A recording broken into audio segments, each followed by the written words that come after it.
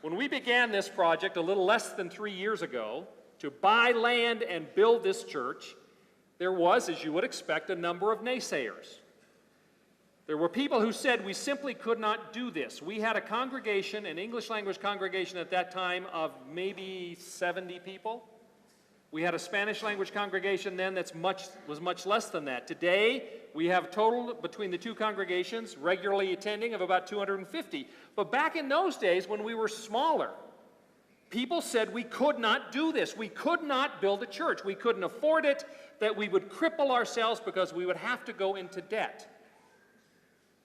But there were others of you, others of us, who believed that God was calling us to build a church as a beacon of faith in what He could do in this community, a place where we could love and worship and serve others. And not to build a church just so we few who are members of Lakeside Presbyterian could worship here and have a larger and more comfortable place and beautiful place to worship, but we wanted to build so we could grow this church, so we could get more than 80 people in the sanctuary at one time, to expand our outreach in the name of Jesus, to share the good news of salvation with as many more people as we could get in this building, and to have facilities to serve those in need, spiritually and physically, with programs of evangelism, of feeding, of providing clothing, of providing medical care and other needs. Jesus told us to do that.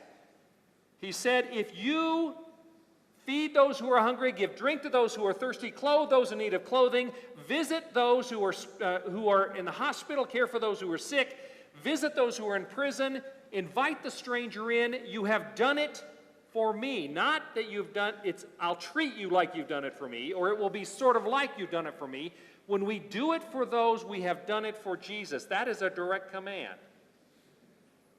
Throughout the whole process of building this building, there have continued to be people who did not think we could do it, who expressed doubt or questions all the way along, people who had little or no faith, people who were fearful. And I'm not trying to beat them up, but it's a fact. But there have been more people who knew that we could do this if God was calling us and leading us. And we have said from the start, if God is calling us to do this, then He will give us the way. If it's not something He wants us to do it, it'll be pretty quickly obvious to us. But people here heard God's voice. They were willing to put their efforts and their money into building this church, again, as a beacon of the love and mercy of God in this community.